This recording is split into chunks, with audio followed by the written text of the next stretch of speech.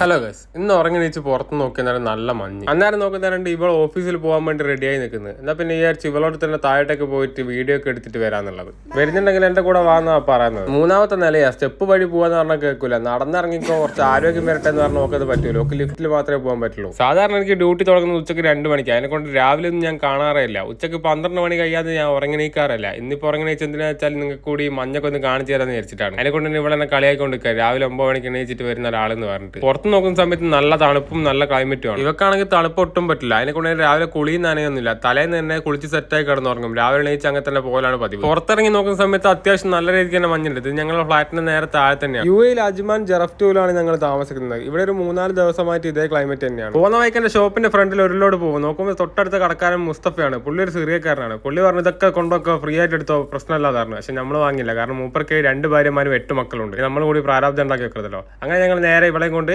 ഓഫീസിലേക്ക് പോയി. പോകുന്ന വഴിക്കൊക്കെ അത്യാവശ്യം നല്ല രീതിക്ക് തന്നെ മഞ്ഞുണ്ടായിരുന്നു. അപ്പോൾ ഓക്കെ, ബൈ ഗൈസ്, ഇന്നത്തെ ഉള്ളൂ. ബാക്കി നാളെ.